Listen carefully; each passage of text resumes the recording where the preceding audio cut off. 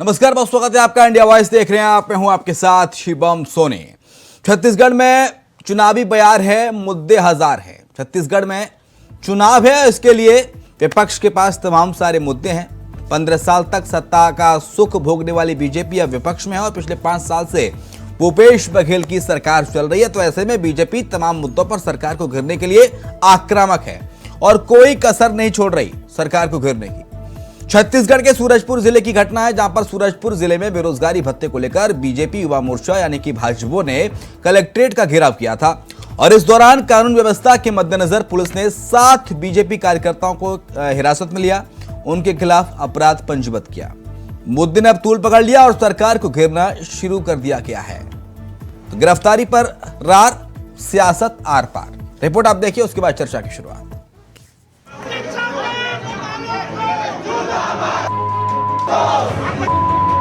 छत्तीसगढ़ में चुनाव आने में बस कुछ ही दिन शेष रह गया है। ऐसे में जब चुनाव सर पर हो तो मुद्दों की भरमार तो होगी। सूबे की सत्ता में बैठी कांग्रेस के खिलाफ 15 साल सत्ता का स्वाद चखने वाली बीजेपी और छोटे बड़े मुद्दे को लेकर सरकार के खिलाफ बयानबाजी कर रही है, ताकि जनता के बीच पैठ जमाकर अपना बनवास खत्म कर सके। इस बार मामला बीजेपी कार्यकर्ताओं के प्रदर्शन पर उनके खिलाफ FIR का है और बीजेपी इसे लेकर आंदोलन की चेतावनी दे रही है। अब जरा इन तस्वीरों पर गौर फरमाइए। ये तस्वीरें हैं छत्तीसगढ़ के सूरजपुर जिले की, जहां सूरजपुर जिले में बेरोजगारी भत्ते को लेकर भारतीय जनता युवा मोर्चा यानी कि भाजपा ने कलेक्ट्रेट का घेराव किया था। इस दौरान कानून व्यवस्था के मद्देनजर पुलिस ने 7 बीजेपी कार्यकर्ताओं के खिलाफ अपराध पंजीबद्ध किया। युवा मोर्चा के कार्यकर्ताओं ने शांतिपूर्वक प्रदर्शन किया, नारे लगाए, मार्च किया, कोई भी शांति भंग करने का काम नहीं किया। किसी की गलती से एक कांच टूट गया था, अब वो किसकी गलती से टूटा था, या पुलिस के लाठी से टूट गया था या कैसे टूट गया था मुझे नहीं पता। कांच टूटने की सजा ये है, हमारे कार्यकर्ताओं का सिर भी फोड़ा गया, 10-10, 12-12 टांके लगे, कार्यकर्ता घायल हुए, हाथ पैर में चोटें आई और उनके खिलाफ मुकदमा दर्ज कर दिया गया। आपको बता दें, पिछले दिनों जगदलपुर सिटी कोतवाली परिसर में प्रशिक्षु IPS विकास कुमार और सांसद प्रतिनिधि सुशील मौर्य और अन्य कांग्रेसियों के बीच हुए विवाद को लेकर बीजेपी नेताओं ने कांग्रेस सरकार पर निशाना साधा था। पूर्व विधायक संतोष पापना ने घटना को दुखद बताते हुए कहा कि कांग्रेसी पदाधिकारी और कार्यकर्ता पुलिस अधिकारियों पर दबाव बनाकर अपना काम निकलवाना चाहते हैं, जो कि सही नहीं है। कांग्रेस के जो कार्यकर्ता हैं, कांग्रेस के कार्यकर्ताओं ने कल CSP कार्यालय पे जाकर किसी कार्यकर्ता के साथ जो विवाद हुआ था, उसके बाद उन्होंने जाकर वहां से CSP साहब से बात करने की कोशिश की। CSP साहब भी बात कर रहे थे, लेकिन किसी विषय को लेके दोनों के बीच उत्तेजना आ गई और उत्तेजना का जो परिणाम स्वरूप है वो स्वाभाविक रूप से, यदि हम कहें तो कांग्रेस के लिए भी और सामान्य हमारे CSP साहब सबके लिए, पुलिस प्रशासन के लिए भी दुखद घटना है और ऐसा नहीं होना चाहिए। और ये स्वाभाविक रूप से इस बात का संकेत देता है कि छत्तीसगढ़ जो प्रदेश में कांग्रेस की सरकार जाने वाली है और पुलिस प्रशासन ने जो अपना रुख अख्तियार किया है। इधर कांग्रेस बीजेपी पर आरोप लगा रही है कि उनके पास कोई मुद्दा नहीं है, लिहाजा अनलगल प्रोपेगेंडा का सरकार को कटघरे में खड़ा कर रही है। अब उनका आंदोलन असफल होने लगता है, तब अपने कार्यकर्ताओं को उकसाकर सरकारी संपत्तियों पर तोड़फोड़ करती है, पत्थरबाजी करवाती है, उन्माद फैलाती है और दहशतगर्दी करवाती है। भाजपा राज्य सरकार के ऊपर झूठे आरोप लगाकर, राज्य सरकार के खिलाफ अफवाह फैलाकर, प्रोपेगेंडा करके आंदोलन करना चाहती है और जब आंदोलन उनका असफल होने लगता है तब अपने कार्यकर्ताओं को उकसाकर सरकारी संपत्तियों पर तोड़फोड़ करवाती है, उन्माद फैलाती है, पत्थरबाजी करवाती है और दहशतगर्दी करना चाहती है। इस आंदोलन के दौरान यदि उस क्षेत्र में कोई आम जनता ही पहुंच जाए वो भी भाजपा के गुंडागर्दी और दुर्व्यवहार का शिकार होती है। भारतीय जनता पार्टी पूरे प्रदेश में मुद्दाविहीन हो चुकी है, जनता का समर्थन खो चुकी है और 2023 के चुनाव में भाजपा के पास कोई मुद्दा नहीं है, इसलिए इस प्रकार के उन्मादी राजनीति करके मीडिया में बने रहना चाहती है। खैर, सियासी बिसात में आरोप प्रत्यारोप का दौर तो चलता रहा और आगे भी चलता रहेगा, लेकिन राजनीतिक प्रदर्शनों के बीच प्रशासनिक अमले पर दबाव और सरकारी संपत्तियों पर नुकसान कतई बर्दाश्त नहीं किया जा सकता। ऐसे में सियासी दलों को भी समझना होगा कि वो अपनी राजनीति की क्या दिशा तय कर रहे हैं, आम जनता को राहत देने की मंशा या फिर आम जनता की परेशानियां जिसकी दलील देकर पार्टियां आंदोलन करती हैं। Bureau report, India voice. तो बीजेपी नेताओं के खिलाफ, बीजेपी कार्यकर्ताओं के खिलाफ एफआईआर दर्ज करने को लेकर अब बीजेपी ने तमाम सारे सवाल खड़े किए और सरकार पर हमला बोला है। वहीं कांग्रेस का कहना है कि मुद्दाविहीन हो चुका है विपक्ष के पास मुद्दों की कमी है।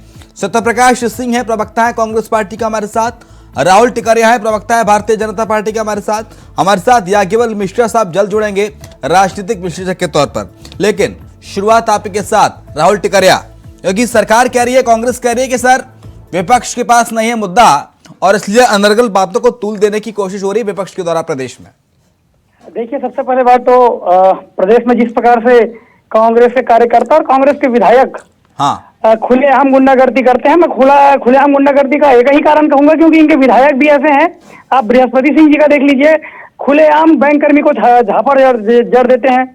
संसदीय सचिव शकुंतला साहू ने तो आईपीएस अधिकारी को पब्लिक के बीच में धमका दिया कि छुट्टी करा दूंगी, ट्रांसफर करा दूंगी। और उसके अलावा आप कवासी लखमा जी को देखिए, बच्चे को भी कहते हैं कि अगर मुझसे नेता बनना है तो आईएएस और आईपीएस अधिकारियों के कॉलर पकड़ो। तो ये यहाँ के विधायक और मंत्री खुलेआम गुंडागर्दी करें, उसके बाद कार्यकर्ताओं की बात पूछो ही मत। कई ऐसे जिले हो गए जहाँ पे लेकिन एक बात तो मानी जाएगी राहुल टिकरिया साहब, 4 साल पुरानी बातें याद बहुत हैं विपक्ष को। ये 4 साल पहले कवासी लखमा का बयान था, 4 साल हो गए सर तकरीबन, 4 साल हो गए नई नवेली सरकार बनी थी भूपेश बघेल, तब कवासी लखमा का ये बयान था कि बड़ा आदमी बन गया। बृहस्पति सिंह जी ने खुलेआम बैंक लग रहा है बार-बार संगठन के द्वारा व्हाट्सएप करके ये मुद्दे याद दिलाए जा रहे हैं कि देखो इनको उठाना है शाम को टीवी डिबेट्स में। नहीं, उसमें हम अगर पैनलिस्ट हैं तो हमको ध्यान में रखने वाली बात है, हम अगर भूलेंगे तो फिर पैनलिस्ट बनने का मतलब नहीं है। और रही बात इनकी जो बातें हैं, वो कार्यकर्ता भी लगातार भारतीय जनता पार्टी के कार्यकर्ताओं के साथ खुलेआम मारपीट कर देना, पत्रकारों के साथ मारपीट कर देना, विद्यार्थी परिषद के कार्यकर्ताओं को विधायकों के सामने मारपीट करना, ऐसे लगातार आप अभी देख लिए जगदलपुर में प्रशिक्षु आईपीएस के साथ क्या घटना हुई वहां पे। तो ये लगातार जो गुंडागर्दी हो रही है, और सबसे बड़ी बात, ये कुछ भी करें एफआईआर दर्ज नहीं होगा। और भारतीय जनता पार्टी या फिर हिंदू संगठन के कार्यकर्ता जरा भी विरोध करें तो उनको फर्जी रूप से और बढ़ा चढ़ाकर थाने के अंदर डाल दिया जाता है, गिरफ्तार कर दिया जाता है। आप अभी छत्तीसगढ़ में जो हाल हुआ था, बीरनपुर का हाल देखिए। बीरनपुर में जिस पिता ने अपने पुत्र को खोया, वो लगातार बोल रहा है कांग्रेस का युवा विधानसभा साझा विधानसभा का युवा कांग्रेस का अध्यक्ष अंजोर यदू को पकड़िए, वही मास्टरमाइंड था, उसी के मास्टरमाइंड के चलते मेरे बेटे की खुलेआम कत्ल हुआ है। मगर प्रशासन का हाल देखिए, क्योंकि वो विधानसभा और कांग्रेस का कार्यकर्ता है, आज तक वो फरार चल रहा है, अभी तक गिरफ्तारी नहीं हुई। और भुवनेश्वर साहू को इंसाफ दिलाने आए हिंदू संगठन और भाजपा के कार्यकर्ताओं को चुन चुन कर गिरफ्तारी की जा रही है। तो ये है कांग्रेस का हाल, यहाँ उनके विधायक और उनके कार्यकर्ता खुलेआम गुंडागर्दी करें, कोई दिक्कत नहीं। और अगर कोई जरा अधिकार मांगने पहुंच जाए तो उन्हें चुन चुन कर थाने जेल में भी दाखिल किया जाता है। ठीक है सत्यप्रकाश साहब, बीजेपी के कार्यकर्ता, भाजयुमो के कार्यकर्ता सर प्रदर्शनी तो कर रहे थे सूरजपुर जिले में, कौन सा उन्होंने उन्माद किया? बीजेपी कह रही है प्रदर्शन कर रहे थे बेरोजगारी भत्ता को लेकर, तो साहब भत्ता दो, वादा किया था आपने जी, तो वो तो दे रहे। लेकिन शिवम जी, मैं बोल रहा हूँ, 4 साल में विपक्ष में याद ही नहीं था कि हम विपक्ष में, इतने घमंड में थे कि इनको लगता है हम सरकार में ही अभी तक। अब जो चुनाव आ गया है तो गरीब मजदूर किसान सब याद आ रहे हैं, और सिर्फ किसके पॉलिटिकली स्ट्रेटेजी है ये, सिर्फ वो चुनाव को देखते हुए। पहली बात। दूसरी बात मैं बोलूंगा, एक छोटा सा उदाहरण बताऊंगा। इन्होंने बोला कि पुलिस सिर्फ बीजेपी वालों पर कार्रवाई करते हैं, बस मैं एक एग्जांपल बताऊंगा। हाँ। पुलिस का निष्पक्ष है। अभी जो हमारे कांग्रेस भवन पे जो हमारे प्रदेश का जो ऑफिस है उस पर हमला हुआ था, बीजेपी वाला गुंडे लोग आके हमला किए थे, उसके अंदर थोड़ा राहुल जी को पता नहीं हुआ, एफआईआर दर्ज है, इनके कार्यकर्ताओं पर भी एफआईआर दर्ज है। तो ये कहाँ से बात हो गई कि भाई सिर्फ बीजेपी कार्यकर्ताओं पर एफआईआर दर्ज होती है? एक उदाहरण। दूसरी बात मैं बोलूंगा, इन्होंने बहुत सारे बयान गिना दिए। रमन सिंह जी तो हाल फिलहाल बयान आया है, आप जैसे पत्रकार लोगों को सवाल कर लिया तो बोल दिया था कि हमारी सरकार आएगा तो मैं देख लूंगा। अब भी 3-4 दिन पहले की बात है, जो हम जब खत्म होगा शायद, आप ही के पत्रकार बिरादरी के लोगों ने सवाल किया तो उन्होंने ये बोला था। हाँ। और इनकी सरकार जब थी, मैं बता रहा हूँ, हाँ। शिक्षा मंत्री थे, उन्होंने अपनी पत्नी की जगह अपनी साली को बैठा के एग्जाम दिलाया था। हाँ। और जब मालूम चला तो केस रफा दफा करा दिए थे। हाँ। याद नहीं है कि एफआईआर होनी चाहिए। राजेश मोहना जी पुलिस के साथ अभी 1 महीने पहले बदसलूकी की गाली गलौज तक बोले पूर्व मंत्री गाली गलौज पुलिस के साथ करते हैं, जो गाली बोल भी सकता आदमी प्रतिष्ठित साल बैठ के ऐसी गाली गलौज करते हैं। तो ये गुंडागर्दी सारे साफ दिखा। मुद्दे के बाद ये आप बेरोजगारी भत्ते के लिए आप क्यों कर रहे हैं? भाई बेरोजगारी भत्ता तो दे रहे हैं, पहली किस्त तो जा भी चुकी है, तो किस लिए? ये सिर्फ उन्माद फैलाने के लिए, सिर्फ ऐसे जैसे हमारे प्रदेश प्रवक्ता धनंजय सिंह ठाकुर जी ने भी बोला कि सिर्फ और सिर्फ माहौल बनाने के लिए, मीडिया बने रहने के लिए, जनता के बीच भ्रम फैलाने के लिए। और जहां पे प्रदेश के बड़े नेता है वो फेल हो जाते हैं स्ट्रेटेजिकली, तो अपने जो नीचे लेवल के कार्यकर्ता है उनको भड़काते हैं ताकि उन्माद फैला सके, जनता के बीच एक मैसेज जाए कि हम हैं, हम जीवित हैं, बस इतना मैसेज जाए। मगर क्या है, जनता समझदार हो चुकी है। जो जनता 15 साल इनको दी थी वो आज कहाँ 14 में भेज दी। देखिए हम 15 साल पक्ष में थे, मगर शिवम जी मैं बता दूंगा आपके चैनल के माध्यम से कि हमारी कभी ऐसी हालत नहीं थी। हम 36, 37, 38 पे रहते, 14 पे कभी नहीं गए। तो ये सोचती की बात होती है बीजेपी की कि क्यों ये 14 पे गए। ऐसा इन्होंने क्या 5 साल में किया है? रमन सिंह जी का खुद का बयान है, कमीशन खुद ही छोड़ दी है, हमारी सरकार आ जाएगी चुनाव के समय उन्होंने। तो ये हालात उनके खुद के नहीं को मालूम है, और आज भी ये हालात है। मैं चैलेंज कर रहा हूँ शिवम जी, आपके चैनल में बैठ के महिला की बात कर लीजिए, किसान की बात कर लीजिए, युवा की बात कर लीजिए, कौन से वर्ग के लिए काम नहीं किया है, मैं यहाँ चैलेंज कर रहा हूँ। इनके पास मुद्दे नहीं है। आप जिस वर्ग की बात करिए, मैं आपको बता दूं क्या काम किए, तो इनके पास मुद्दे है ही नहीं। ये मुद्दा राजनीति चल रही है बिना सेना के, ये लोग सेनापति राहुल टिकरिया जो तमाम बात बताई रमन सिंह के बयान और तमाम बीजेपी के नेताओं के बयान, उस पर सर आपकी प्रतिक्रिया? ये तो प्रवक्ता जी जब ये बात कहते हैं कि हमारे पास मुद्दे नहीं है, उस बात पे हंसी आती है। मैं ये घोषणा पत्र है कांग्रेस का, जिसे इन्होंने 2018 में जारी किया था। 36 बिंदु है घोषणा पत्र में, इन्होंने 90% ऐसे बिंदु जिनको अभी तक छुआ नहीं है। ये क्या बात करते हैं कि हमारे पास मुद्दों की कमी है? इनमें इतने सारे मुद्दे हैं जिनके बिंदु गिना दूं तो आपका आधे घंटे का समय का डिबेट खत्म हो जाए। और रही बात ये कह रहे हैं कि हमने युवाओं के लिए काम किया, आखिर इन्होंने युवाओं के लिए क्या काम किया? आरक्षण का पेज फंसा के वैकेंसी नहीं निकाली, और ये कह रहे हैं कि हमने बेरोजगारी भत्ता दिया। इसमें 5वां बिंदु है 10 लाख बेरोजगार साथियों को 2500 बेरोजगारी भत्ता का। इन्होंने कितने को जारी किया? 15,000 बेरोजगारों को बेरोजगारी भत्ता, वो भी तब जब 4 महीने बचे हैं आचार संहिता लगने में। तो ये दिखावा करना बंद करें और युवाओं के भविष्य के साथ खिलवाड़ करना बंद करें। ये कह रहे हैं कि हमने युवाओं के लिए किया, अरे ये तो पढ़े लिखे छात्र जब अपने वैकेंसी की मांग के लिए अभी महाभारत पूर्व में बूढ़ा तालाब जाते बेबर्ती पूर्वक उनके ऊपर लाठीचार्ज करती है ये सरकार, और ये कहते हैं युवाओं के लिए हमने काम किया। 4.5 साल निकल गए और अभी देखिए 58% आरक्षण का जब मामला सुप्रीम कोर्ट ने आदेश जारी किया, जो 12 साल भारतीय जनता पार्टी की सरकार में चली, आज उसमें श्रेय लेने के लिए लगी हुई है। ये बल्कि आरक्षण को तेज फंसाने वाली सरकार है और युवाओं के भविष्य के साथ खेलने वाली सरकार है। और ये बार बार कहते हैं कि हमारे पास मुद्दों की कमी है। मैं बता रहा हूं ये घोषणा पत्र में इतने बिंदु इन्होंने खुद छोड़ के रखा है जिसके लिए अगर ये कभी डिबेट कराए तो 1 घंटा भी कम पड़े। ठीक है, लेकिन सर ये बात कही जा रही है कि देखिए 15 साल तक बीजेपी रही सरकार में, 2000 से 2018 तक 3 साल, हालांकि शुरुआत में जेएमएम की सरकार बनी थी, लेकिन 15 साल बीजेपी रही सरकार में और बीजेपी को उखाड़ के फेंक दिया कांग्रेस पार्टी ने, ऐसा कांग्रेस के नेता प्रवक्ता कहते हैं। तो ये बात पच नहीं रही है। 4 साल का 4.5 साल का जो बनवास हो गया रमन सिंह का, ये हजम नहीं हो रहा है। नहीं देखिए, ये तो जनमत का सवाल है। हाँ। ये जो घोषणा पत्र है इसी ने पूरे अगर आपने अपने घोषणा पत्र के इतने ही वादे पूरे किए होते जो आप घोषणा पत्र आज बार बार रोजाना टीवी पे शाम को दिखा रहे हैं 7 बजे, इस घोषणा पत्र के आपने अगर वादे पूरे किए होते इन 15 सालों में, जो आपने वादे पहले करके आप चुनाव में सत्ता में आए, तो क्या ये बनवास होता 4 साल का? जनता ने आपको क्यों नकारा? घोषणा पत्रों को जनता ने आपको क्यों नकारा? अगर हम घोषणा पत्र पूर्ण नहीं किए होते, अगर हम विकास का कार्य नहीं किए होते तो 15 साल यहाँ की जनता सेवा का मौका नहीं देती। अगर हमने काम किया है, हमने विकास कार्य किया है, विकास के आयाम छुए हैं, तभी 15 साल हमें यहाँ की जनता ने सेवा करने का अवसर दिया। और जो झुंझुना वाले इनके घोषणा पत्र थे, उसमें जनता आज गुमराह हुई है और हम विपक्ष में बैठे हुए हैं। मगर जनता इस बात को बहुत, अभी नवंबर में चुनाव है, इनके जो झुंझुना वाले घोषणा पत्र रहे, झूठे वादे रहे हैं, उसको सीख लेते हुए जरूर हमें सेवा का फिर से अवसर देगी। क्योंकि ये जो सरकार है 4.5 साल विकास को पूर्ण रूप से बाधित करके रखी है, युवाओं के भविष्यों के साथ खिलवाड़ करके रखी है, महिलाओं के साथ वादा खिलाफी करके बैठी है। यानी कि जो हिंसक प्रदर्शन करें, आप ये कह रहे हैं राहुल टिकरिया कि जो हिंसक प्रदर्शन करें, उन्माद फैलाएं, उनको गिरफ्तार न किया जाए, उन पर कार्रवाई न की जाए। देखिए, आपको भी पता है पत्रकार महोदय, अगर कहीं पे आंदोलन होता है तो थोड़ी बहुत टूट फूट तो होती है, चाहे पुलिस की लाठी टूटे, चाहे दरवाजे टूटे। अगर आंदोलन हो रहा है, प्रदर्शन हो रहा है, प्रदर्शन शांतिपूर्ण हो सकता है ना। आप इस चीज की पैरवी खुद कर रहे हैं कि टूट फूट होती है, यानी कि उन्माद होता है, हिंसा होती है। प्रदर्शन मतलब शांतिपूर्ण मौन प्रदर्शन भी होता है साहब, गांधीवादी तरीके से। हर बार गांधीवादी तरीका नहीं हो सकता ना साहब। ओके, 4 साल तक लाठियां भी चलेंगी, हर बार गांधी वाला तरीका नहीं होगा। चुनाव करीब है, चुनाव करीब है, हर बार गांधी वाला तरीका नहीं होगा सत्यप्रकाश जी। लाठियां भी टूटेंगी, गाड़ियों के शीशे भी फूटेंगे, तो फिर गिरफ्तारियां भी होंगी। इस बात के लिए भी तैयार रहिए और कमर की पेटी बांध के रखिए। सत्यप्रकाश सिंह, आपके इतने प्रतिष्ठित चैनल में बैठ के दरअसल क्या है, हम कबूल लिया, कम से कम बीजेपी ने आज कबूल तो लिया टीवी पे बैठ के कि हाँ, प्रदर्शन हर बार गांधीवादी तरीके से नहीं होता, थोड़ा बहुत लाठियां भी चलती हैं, उसमें धक्का मुक्की में बिल्कुल तोड़फोड़ होता है, धक्का मुक्की में तोड़फोड़ होता है। आप बात घुमा रहे हैं, विचारों पे चलते हैं, उनके सिद्धांतों पे चलते हैं।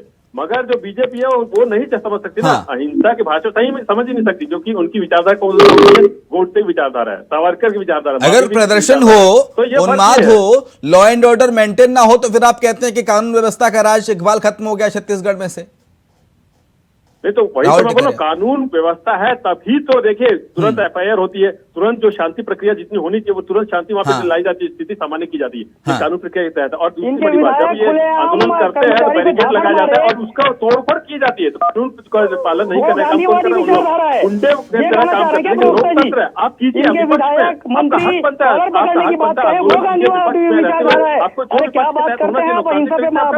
अहिंसा मानने की बात करते हैं, नहीं ना कि आप कानून को हाथ में ले लीजिएगा, इसका मतलब ये नहीं है कि आप तोड़फोड़ कीजिएगा, इसका मतलब ये नहीं कि आम जन को नुकसान पहुंचाइएगा। आपके मंत्री जी कहे कि कलेक्टर एसपी के कलर पकड़ो, ये गांधीवादी विचारधारा है क्या?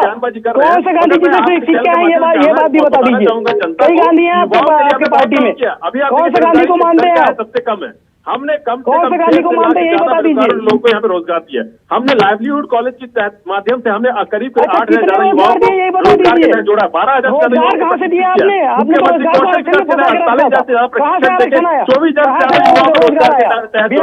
हमारे मुख्यमंत्री जी का भी ये उद्देश्य है कि सिर्फ बेरोजगारी भत्ता सोल्यूशन नहीं है, हमको रोजगार की तरफ भी जाना है। तो देखिए जो हमारा पोर्टल भी है उसमें भी ये दिया गया ऑप्शन कि आपको किस में प्रशिक्षण चाहिए, आप बेरोजगारी भत्ता के लिए अप्लाई कर रहे हैं, साथ ही साथ ये भी एक ऑप्शन है कि आपको किससे प्रशिक्षण चाहिए। तो हम दोनों पैरेलल काम कर रहे हैं ताकि प्रशिक्षण तक भी दे सके, रोजगार के तहत उनको जोड़ा जा सके, और दूसरी तरफ हम उनको जो जिनको अभी नहीं मिला है रोजगार के तहत, वो अभी पीछे हैं, तो उनको कुछ ना कुछ आर्थिक मजबूती मिले, इसके अंदर बेरोजगारी भत्ता दिया जा रहा है। मगर हमारा उद्देश्य सिर्फ बेरोजगारी भत्ता नहीं, हमारा उद्देश्य रोजगार के सृजन करना। इसलिए हमारा टारगेट भी है 5 साल में 15 लाख रोजगार। केंद्र सरकार ने 2 करोड़ रोजगार की बात की थी, उसकी बात राहुल टिकरिया जी नहीं बोल रहे। बेरोजगारी भत्ता 2030 को घोषणा पत्र 500 रुपए इनकी थी, उसकी बात नहीं कर रहे। बोनस देने की बात इन्होंने की थी 300 रुपए, उसकी बात नहीं कर रहे। चप्पल में आदिवासियों में कमीशन की बात, वो बात नहीं कर रहे। तो अपने वादी क्यों नहीं बोल रहे? 100 दिन महंगाई कम करेंगे, वो बात नहीं कर रहे। 15 लाख लेके आएंगे, वो बात नहीं कर रहे। तो अपने घोषणा पत्र क्यों नहीं बात कर रहे केंद्र सरकार की? और मैं तो रमन सिंह घोषणा पत्र बता रहा हूँ, 500 बेरोजगारी भत्ता वो बोले थे, 15 साल अगर मैं जोड़ू तो 90,000 करोड़ होता है। अगर उतना अभी भी दे दे भाई, आप लोग ही दे दीजिए, क्या दिक्कत है? हम नहीं लेंगे क्रेडिट, आप ही 90,000 करोड़ बांट दीजिए आप बेरोजगार में लोगों को, तो उनको कुछ आर्थिक मजबूती मिल जाएगी। ठीक है, राहुल टिकरिया, आपका नाम ले लेंगे, तो क्या दिक्कत? राहुल टिकरिया, एंड जो हित होना चाहिए वो युवाओं को हित मिलना चाहिए, चाहे वो कोई भी। देखिए सत्यप्रकाश जी, आप कह रहे हैं कि भारतीय जनता पार्टी ने घोषणा किया था, आज आपने झूठे वादे करके हमें विपक्ष पे ढकेला है और छत्तीसगढ़ की जनता को गुमराह किया है। आज आप अपने घोषणा पत्र के विषय पे बात कीजिए। और रही बात हमारी घोषणा पत्र की, आप कह रहे हैं कि हमने 500 रुपए बेरोजगारी भत्ता का बात किया। हाँ, हमने घोषणा पत्र में वो विषय डाला था, मगर हमने अपने 15 साल के सरकार में 13 लाख नौकरियों का सृजन किया। अगर कहेंगे तो मैं मोटा मोटा आंकड़ा भी आपको बता दूं।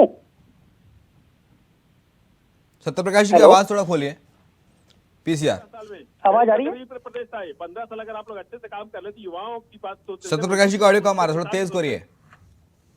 हेलो जी सर। जी मैं वही बोल रहा हूँ कि 15 साल अगर ये युवाओं को सोचते, बेरोजगार के भत्ते के बारे में सोचते, मजदूर के बारे में सोचते, किसान के बारे में सोचते, तो ये हालात नहीं होते, 14 पे नहीं जाते। मगर हमने जो काम किया है उसकी वजह से जनता के समर्थन मिल रहा है। आप देखिए बस्तर में हमारे इतनी बड़ी रैली होती है, उसमें कितनी भीड़ आती है, भेंट मुलाकात में कितनी भीड़ आ रही है, तो ये जनता का प्यार मिल रहा है, मुख्यमंत्री जी को मिल रहा है। और इसी की वजह से जो बीजेपी है फ्रस्ट्रेशन में चल रही है, क्योंकि जनता अभी भी उनके पास नहीं जा रही है, जनता का प्यार उनको नहीं मिल रहा है, जनता का समर्थन नहीं मिल रहा है। और अभी मैं बोल रहा हूँ मुद्दे इनके पास कुछ नहीं है। देखिए शिवम जी, आप इतने बड़े पत्रकार है, मैं एक बात बोलूंगा, इनके मुद्दे आप देखिए हर 1 महीने 2 महीने बदलते हैं। क्यों? अगर आपके पास मुद्दा अगर लॉजिकली है तो आप उस पर टिके रहिए ना भाई, मगर आप मुद्दे बदलते क्यों रहते हैं? एक मुद्दे को छोड़ते दूसरा पकड़ते, और जो छोड़ते हैं उसको वापस नहीं लेके आते, क्योंकि उनको पता रहता है कि वो मुद्दे पे है ही नहीं कुछ लॉजिक। ये इनका एक माइनस पॉइंट हो जाता है। तो समस्या ये कि मेरा मुद्दे है ही नहीं, चाहे कितनी भी कोशिश कर लीजिए, जनता का समर्थन मिल रहा है, हमारी सरकार फिर से आएगी। राहुल टिकरिया, सूरजपुर से तस्वीरें सामने आई, वो तस्वीरें मैंने देखी, वो तस्वीरें इतनी सर इतना उसमें अपशब्द कहे जा रहे थे कि हमें बीप लगाना पड़ा है लूप में चलाने के लिए, उन तस्वीरों को पैकेज में चलाने के लिए हमें बीप करना पड़ा है। इतना गाली गलौज किया जा रहा था। वो कोई आम लोग नहीं थे, कोई बाहर से बुलाई गई भीड़ नहीं थी, वो आप ही के संगठन के, आप ही के पार्टी के कार्यकर्ता नेता थे। और आप कह रहे हैं कि शांतिपूर्ण प्रदर्शन कई बार नहीं किया जाता, धक्का मुक्की होती है तो तोड़फोड़ भी हो जाती है। ये तो वही बात होगी कि बच्चे हैं कि बच्चों से गलतियां हो जाती हैं। नहीं, वहाँ पे गलती वाली बात नहीं है। प्रदर्शन का विषय है, प्रदर्शन जैसा ही होता है। और जो सत्यप्रकाश जी कह रहे हैं कि हम गाली दे रहे हैं इसमें युवा, वो कौन है? गाली गलौज कर रहे हैं वो लोग कौन है जी? उसको तो अब देखना पड़ेगा। स्पेशली आपको ऑडियो भेज सकते हैं, हम वीडियो भेज सकते हैं। बिल्कुल भेज देंगे। और रही बात सत्यप्रकाश जी कह रहे हैं कि हम गांधीवादी विचारधारा के हैं, तो बता दें अपने बृहस्पति सिंह जी के बारे में, शकुंतला साहू के बारे में और कवासी लखमा जी के बारे में, वो कौन से गांधीवादी विचारधारा है, कौन से गांधी जी की विचारधारा, वो भी बता दें। और प्रवक्ता जी कह रहे हैं कि बिंदु वाली बात करते हैं, हमारे पास मुद्दे नहीं है। आपने तो इतने सारे मुद्दे छोड़ के रखे, हम कौन से मुद्दे उठाएं? मुद्दे तो बदलेंगे। आपने 36 घोषणा करके वादा खिलाफी किया, तो मुद्दे तो बदलेंगे, क्यों नहीं बदलेंगे? आप कह दे तो मैं मुद्दे गिना देता हूँ। आपने महिलाओं के साथ शराबबंदी का वादा किया, आज गली गली आप शराब का व्यापार बढ़ा दिए। आपने चीट फंड का पैसा वापसी की बात कही, कहाँ है वो पैसे? 1 साल पहले उपभोक्ताओं को कलेक्ट्रेट में, तहसील ऑफिसों में कतारबद्ध होकर दिन भर 2 दिन लाइन लग के वो आवेदन भरना पड़ा। आज उनका क्या वापसी हुआ? वृद्धजनों का आपने पेंशन की बात कही, क्या आपने वृद्धजनों का पेंशन जारी किया? और आप तो युवाओं के लिए आपने कोई काम ही नहीं किया। आप कह रहे हैं कि बेरोजगारी भत्ता जारी किया, अभी जारी किया 4 महीने पहले, वो भी 15,000 बेरोजगार साथियों को। और महज आपकी 4 महीने की सरकार आचार संहिता के पहले बची है। रही बात, ठीक है, समय मेरे पास इतना ही है। बहुत शुक्रिया सत्यप्रकाश जी आपका, राहुल टिकरिया आपका शुक्रिया चर्चा में शरीक होने के लिए। और इसी के साथ हमारे इस खास पेशकश में इतना ही। खबरें लगातार जारी हैं, आप देखते रहिए इंडिया वॉइस।